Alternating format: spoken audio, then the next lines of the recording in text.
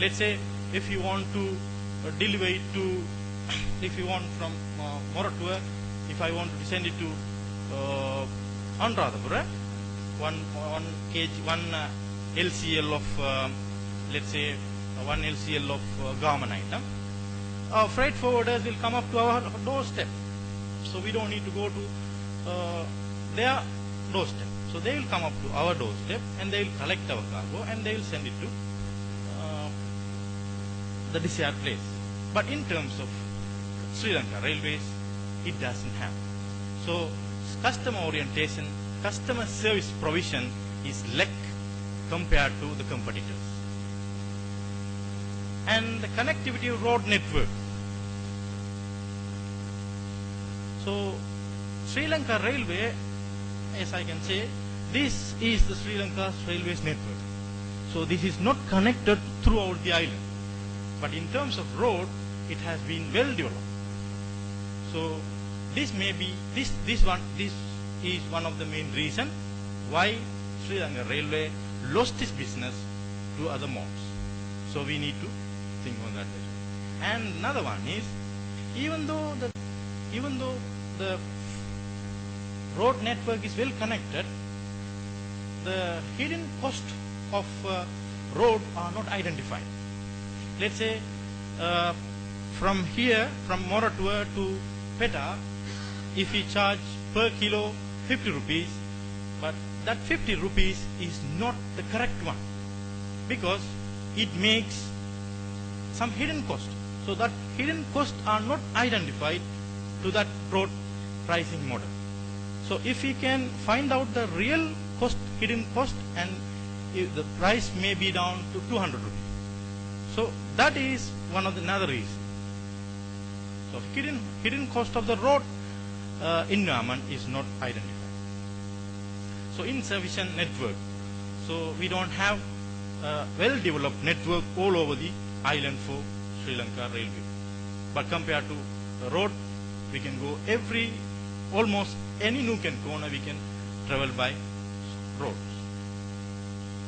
And when we talk about freight business, we have to think about, we should talk about containerization.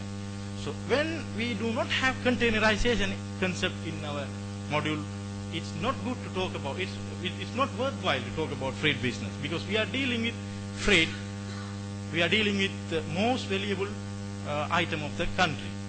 So the international cargo also can be handled. Let's say one container of fruits that is grown in hill country are exported to European countries. So what we can do is, presently these businesses are done by the trailers. These businesses are done by trailers. So Sri Lanka Railway has not looked into that. And this is the most important one, which even though I have put it down, this is the most important one. Political intervention. So the policymakers has decreased their interest on paying attention to the development of Sri Lanka Railway, because Sri Lanka Railway was the backbone of the economy, development economy. The policymakers, they invested a lot. But when we see the budget allocation, it is the amount that is given for development of Sri Lanka Railway is lacking. This is decreasing. Again, I can say that. So our recommendations are, we need to increase the customer. So the Sri Lanka Railway has to be business oriented, because in a free trade, customer is the king, not the operator is the king. So operator cannot wait until the customer comes to us. So we should go to the customer's place. We should take more businesses, because let's take freight forwarding company. They have a special team for marketing, and there is a marketing manager. Let's say a person who graduates or school leaver, they are paying 10,000 rupees or 20 or 15,000 rupees as a trainee marketing guy. So he finds business. So let's say he goes to PETA and he finds an import business of 10,000 rupees.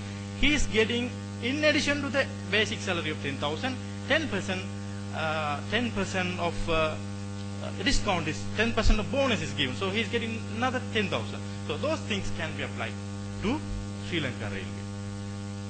And the most important thing, as I introduced, as we have clearly talked, consolidation centers has to be formed.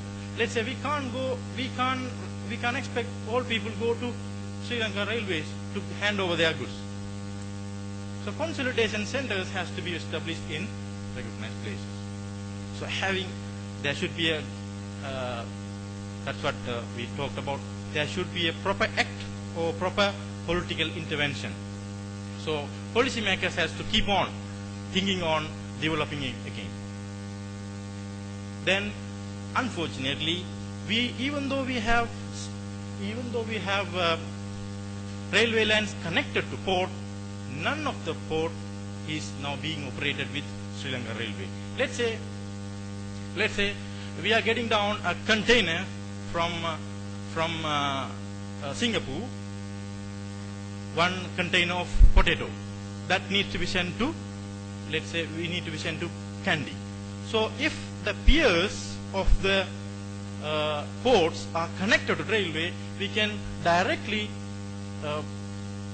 unload the container into the railway, and that can go down to Kandy, which decreases the so-called tracking operations, the congestion that can be congestion can be decreased. So that is very easier than one specific line takes it to the desired place. And we should convince the policymakers, please, to keep on interest on, have a look on this, because we are dying. So the freight movement is dying. But we have had a specific improvement on passenger transport. 6% of the total passengers of Sri Lanka are being now transported by Sri Lanka Railways. And the connecting the piers is the most important one. And we need to think about this one. So if we do not think containerization, so we should not be in the field of cargo business. So containerization, so these are some of the acts which is happening in India. So India is a larger country. It may be one reason we cannot implement. So India has, as he correctly taught, inland container depots. So each railway station, most of the railway stations are connected to in ICDs. So the container repair is done there, and the container, everything is done there. Okay. So these are my conclusion.